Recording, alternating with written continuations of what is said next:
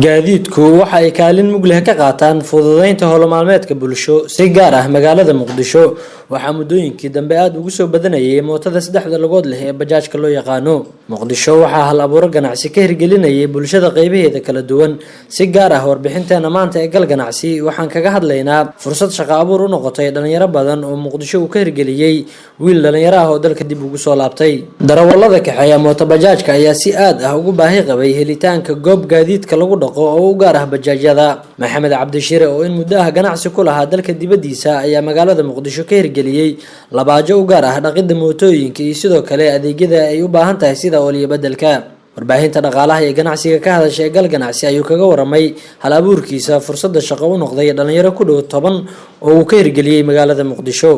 موتاليد إن شاء الله ونصعد هذا الشغل أوكي ويدب أنا ونقدر السبين أدي توي فرنت هذا لا بس أنا فرنتها كي هذا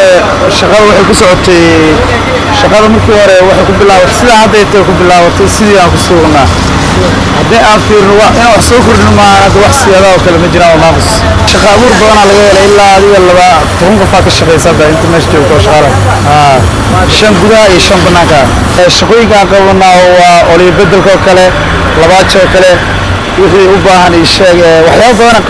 qaar kamid ah darawallada kaxeeya mootooyinka ee goobtan macaamilka la ah ayaan la kulanay waxay nooga warameen waxyaabaha ay ku xusheen xaruntan bajaajka dhaqidiisa u gaarka ah waxaan ku furtay waa adeeg casri ah oo aad iyo aad u fiican labaajadan ilaa markii aan soo xaragalay ilaa hadda inta iyaga leh aan kala wajeysanayo marka waxa way qiimaha raqiisa iyo waxyaabaha lagu qabanayo iyo waxyaabaha iyo qiimaha lagu lawaateynayo sidoo ma farq weyn oo u dhaxeeyo marka waxaan leeyahay labaajadan waa labaajo casri ah ilaa 2 years ay furan tahay marka waxaan leeyahay macaamiishu ku soo dhawaada waa labaajo fiican oo qiimo jaban leh oo aad ugu soo dhaweynaa ugu qadarinayo aad iyo aad ku dhaqaan waa $3 marka kana ayaa ka wanaagsan kuwa kale kale waxa waaye waa ooliyo iyo kuuma darayaan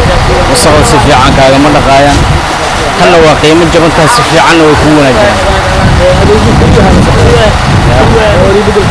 ooliyo bedel wax walba keenaysa maxaa kamid ah waxyaabaha ay macaamiishooda ku xushaan oo ay la gaar tahay goobtan Maxamed ayaa inoo sharaxaya adeegyada gaarka u ah xaruntooda lagu dhaqo gaadiidka gaar ahaan bajaajka waxay ku xushaan qaabka ku shaqeynaa kulli waa koronto ku shaqeynaa shaambaan noqoto biyaha noqoto wax walba markina waa qaab casri ah u shaqeynaa